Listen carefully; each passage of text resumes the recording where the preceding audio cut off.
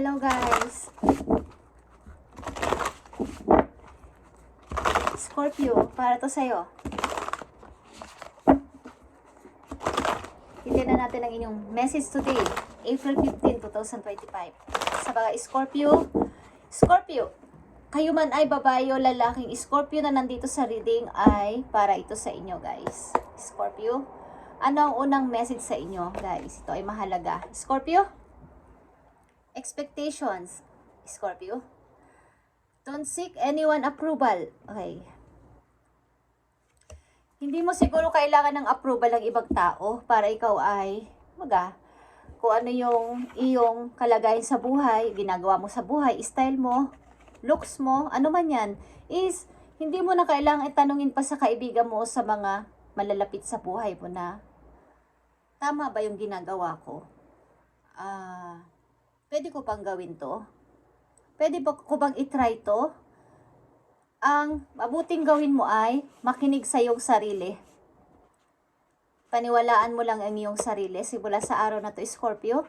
Kung ano man ang iyong looks, ano man ang iyong kasarian, bawa, hindi ka naman totoong straight na lalaki o straight na babae, or any, is hindi mo kailangan ng kailang approval para lumabas ka na nakataas ang noo. Huwag kang mahiya sa iyong looks, huwag kang mahiya sa iyong kulay, any sa buhay mo, wag mong ikahiya. Hindi mo sila kailangan na ikaw ay aprubahan mo na bago ikaw ay maging sabihin mo sa sarili mo na ay okay na pala yun. Kayang-kaya mo naman na pangalagaan ang sarili mo at kaya mo din meron kang sarili kakayanan o talent kung ano man yung hugis ng katawan mo, kulay mo, huwag mo ikahiya. Okay, Scorpio? Bakit nyo ba to nararamdaman? Kasi, alam niyo yung expectations is, maring, ito yung ine-expect ko kay Scorpio. Ito yung alam kong kaya niyang gawin. Pero, hindi nyo naman magawa ng perfect. But, wala namang halaga yun. Kailangan ay may tiwala ka sa iyong sarili. Ano man yan, hindi ka man magtagumpay. Scorpio is, at least, hindi mo kinailangan ng kailang approval. Sarili mo yung desisyon, sarili mo yun mismo. Okay? Bakit nyo ba ito nararamdaman, Scorpio? Two Pentacles. Mukhang humingi ka ng approval kung tatanggapin mo ang offer na to, ang trabaho na to, ang tao na to, humingi ka ng approval sa ilan mong mga kaibigan o sa iyong mga kamag-anak na malalapit sa iyo. Okay, humingi ka ng approval. So, hindi ka makapag-decide because need mo ng approval nila eh. Hindi ka nakakapag-decide sa sarili mo. Scorpio. The Star. Okay? Nakikita mo tong The Star. Meron kang target. Meron kang big dream. Big target.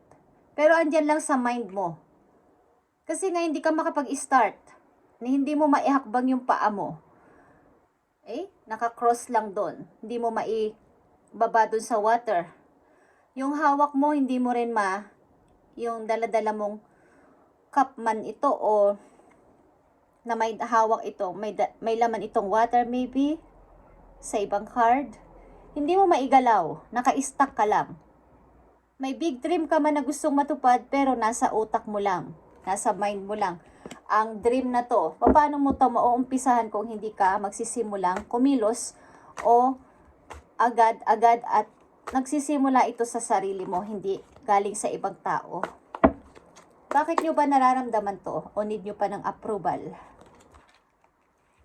Nandito ang strength. Ibig sabihin, kulang ka din sa katapangan na humarap sa baka anong mangyari sa akin, yung mga obstacle. Takot kang itry ang anumang bagay because baka ako ay magkamali. Baka ako ay hindi magtagumpay. Scorpio.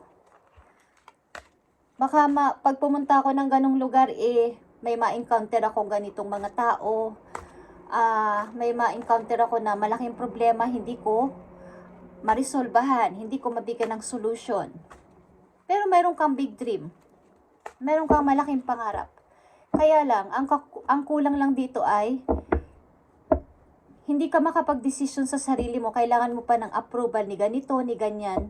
Kailangan mo pang maghingi ng advice sa iba bago ka kumilos. Bago ka sumagot. Scorpio, nandito sa reading. King of Cups is here. Andito ang iyong energy. Nakikita mo to. Natatalo ka ng iyong emotion. Okay, natatalo ka ng iyong emotion. Maaring paghahanap ito ng bagong work.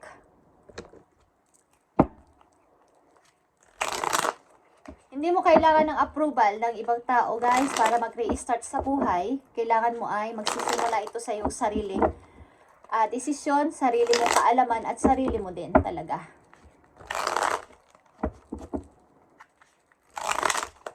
Baga hanggang sa utak lang, hanggang sa mind lang, gusto ko ng ganito. Big dream ko to. Target ko to. Pero hindi mo naman maihakbang ang paa mo. Pa-forward. Scorpio, tingnan natin ang message pa para sa'yo dito. Expectations. Para sa mga Scorpio, ibigay mo ang tamang message dito. Andito ang Emperor. Okay. Mabagal na pagpaplano is okay lang basta pulido. Katulad ng Emperor, mabagal siya magplano, mabagal siya magbigay ng decision, pero pulido. Siguro ganyan ang nasa isip mo. Mabagal man akong mag-desisyon is gusto ko perfecto. Gusto ko walang hindi papalya. Okay? Kailangan mo maging isang emperor na ikaw ay in charge sa iyong decision. Simula sa araw na to, Scorpio, na makakapanood nito, kailangan ay ikaw ang maging in charge dito, hindi ang kamag-anak mo, hindi ang yung mga kakilala, para ikaw ay makapag-desisyon at matupad ang iyong pangarap. Okay, Scorpio? Nakikita mo ang Ace of Wands. Kukunin mo na lahat yung offer, kukunin mo na lahat yung, baga igagrab mo na sana, may nakakakuha pa. May humahad lang pa. Hindi mo agad-agad nagagrab because paudot-udot ka kasi. Okay, Scorpio? Minsan nag-a-appear na ang opportunity, may bagong trabaho, may bagong tao, may bagong mga nagbabadya na parang ay magi-start na ako. Pero nauunahan ka ng iba. Okay? Nauunahan ka ng iba because mabagal kang mag-decide. Hindi ka kaagad makasagot ng yes or no. Kung yes, yes talaga. Kung no, no talaga. Parang maybe, siguro, baka, ganun. Okay, Scorpio? Sa mga Scorpio na nandito sa reading, nakikita nyo ang Queen of Wands. Andito ang energy ng Leo. Strength and Queen of Wands. Ibig sabihin ito, guys, maging matapang ka at maging independent ka sa iyong sarili as a Queen of Wands. At nandito din ang Emperor. Mga pangunahin itong karakter dito. Major Arcana ito. Ace of Wands is here. The Hope is here. Okay? Na ikaw ay huwag magpatalo sa anumang nagdi-distract sa'yo.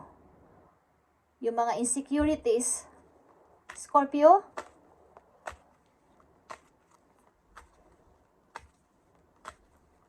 Kailangan ay maging independent ka sa iyong desisyon na gagawin simula sa araw na to.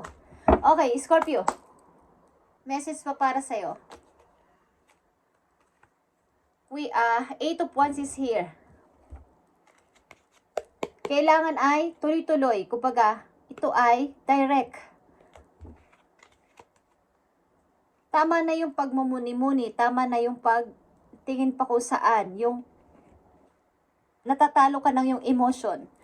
Kailangan mong, kung yan ang gusto mo, maiba naman sa lahat, mag-aral ng ganito, ganyan, mag-training ng ganito, ganyan, pumunta ng ibang lugar, the world is here, mag-travel, i-start mo na pag may pagkakataon, Scorpio. Sapagkat nasasayang ang oras para sa'yo.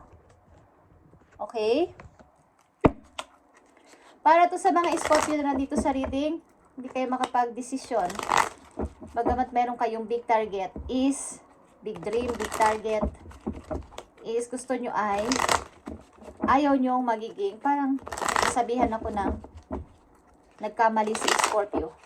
Hindi nagtagumpay si Scorpio. So, ano pa ang message sa inyo dito para magkaroon kayo ng guide? Scorpio. Yan, nakikita mo ulit ang hope o the stars. Gumalaw ka na parang ganito. Umpisahan mo ng mula sa sarili mo, baguhin mo ang sarili mo. Okay? Nakikita nyo ang image dito na naka-nude siya.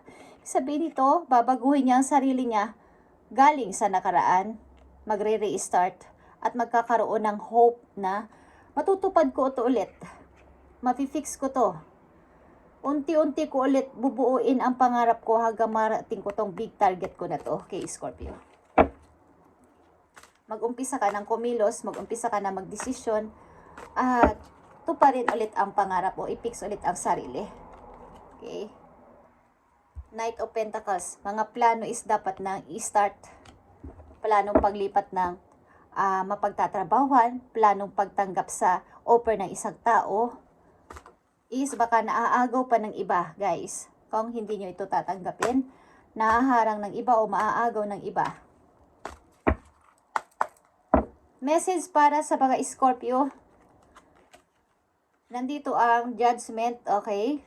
Pag-start, pag-re-start sa new door, pagpasok sa new door ng inyong buhay, Scorpio. At maaaring kayo ay, ilang nandito sa reading ay hiwalay na sa asawa or kakahiwalay pa lang sa asawa at mag-i-start sa kailang bagong mundo, bagong buhay nang wala ng inyong partner. So, kailangan nyo dito ng tapang, maging independent. Kahit nung una ay nakadepend kayo sa inyong husband, sa inyong wife, ay sa ngayon ay buuin nyo ang inyong sarili at i-fix ulit, tuparin ulit ang mga pangarap at mag-umpisa ulit sa buhay, Scorpio. Magpatuloy. Yeah. Someone is leaving. At ikaw ito maybe.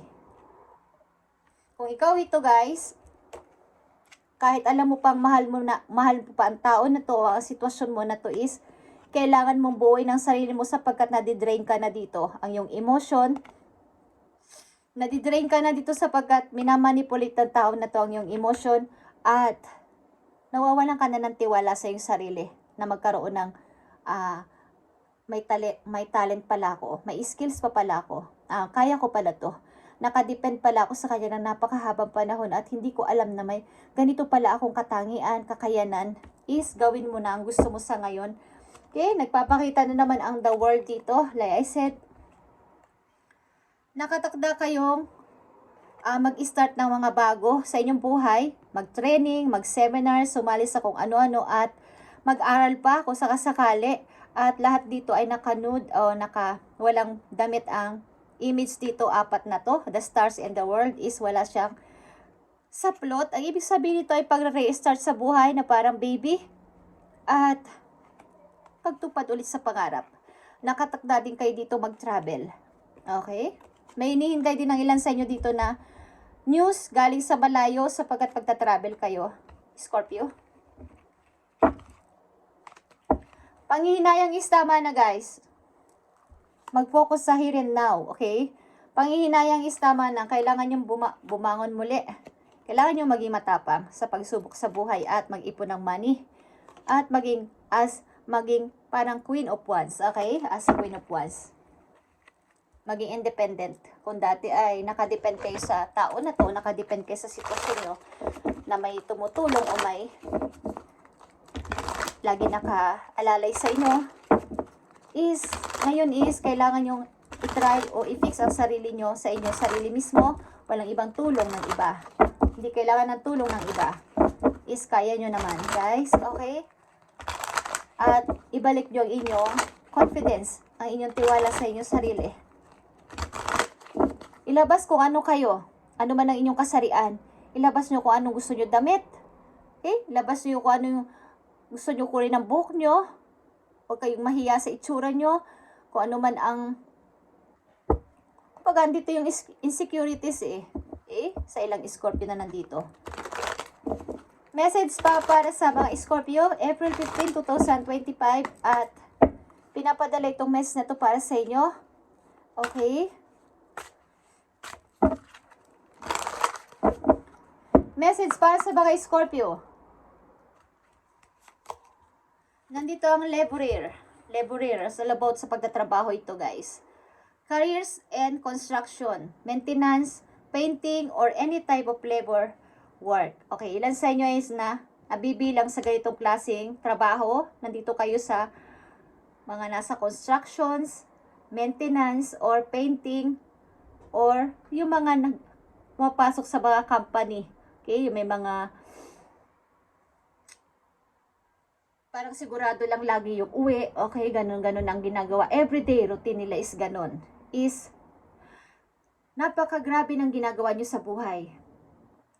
So, ang gawin nyo dito ay magpatuloy kung ano ang nasimulan ninyo at hindi nyo kailangan ng approve ng ibang tao. Kung ito ang mga trabaho ninyo ay maging parang doon kayo mag-focus sa ngayon. Wag na kayong pa liku-liku pa kung ano ang inyong gustong marating. Is doon at masasaan ba't kumbaga makukuha nyo rin tong big target nyo na to. Maaaring ilan sa inyo ay matagal na sa trabaho na to at naghahangad ng mataas na sahod, mataas na parang itaas man lang ang posisyon ko dito sa trabaho na to. Okay. Ang ilan sa inyo dito ay naghahanap ng bagong trabaho sapagkat napakahirap ng inyong ginagawa everyday.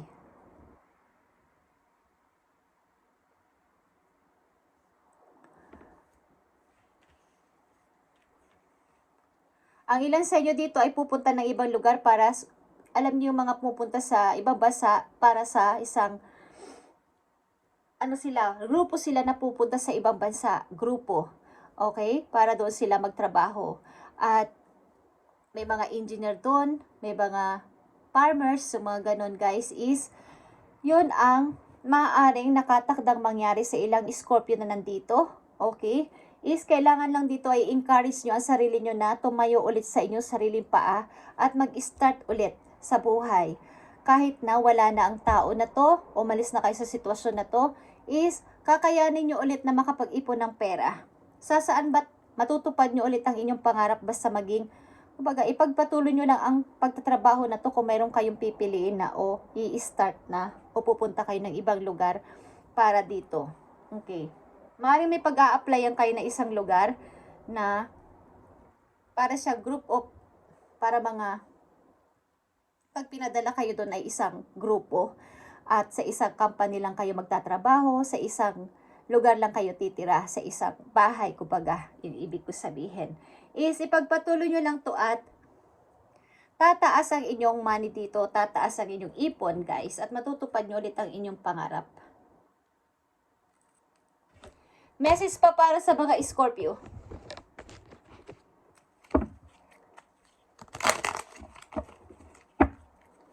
Ang ilan sa inyo dito ay nasa tatrabaho sa building, constructions, or maintenance, painting.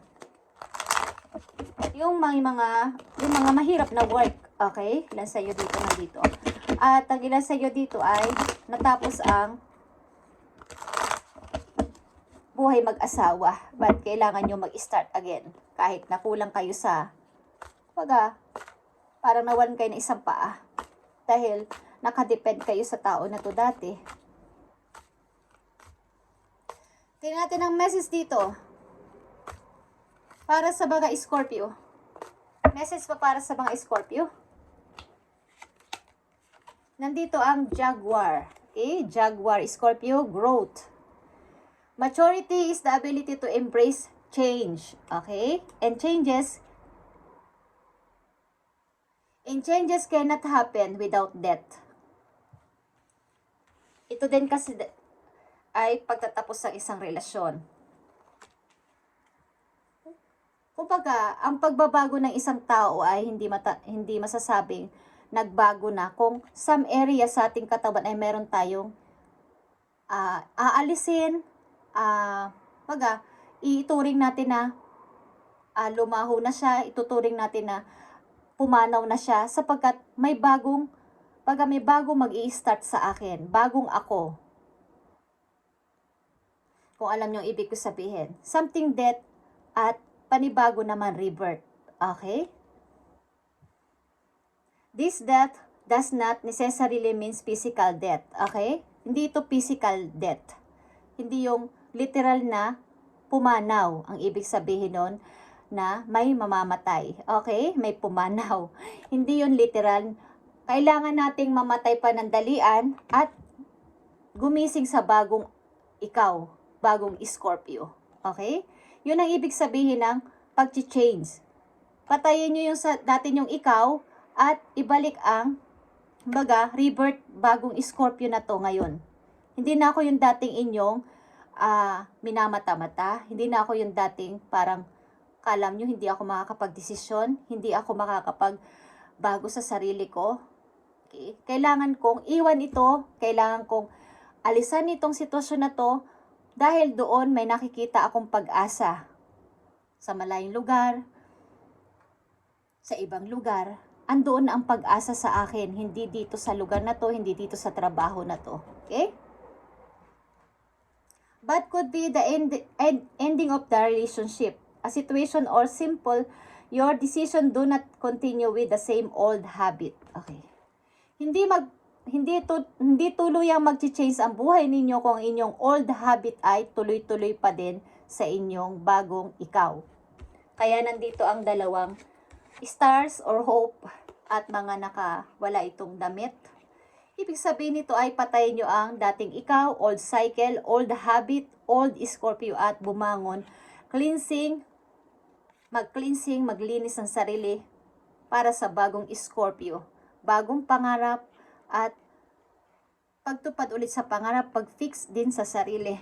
Okay, Scorpio?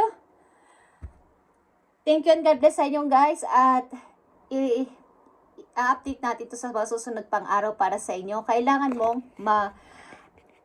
mag-revert. Maging bagong Scorpio sa ngayong April o ngayong 2025. Okay? Kailangan nyo ng bagong ikaw at pumasok sa bagong pintuan. Bagamat may natapos, bagamat may mahirap na sitwasyon o mahirap na relasyon na natapos, kailangan mo ng bagong ikaw, Scorpio.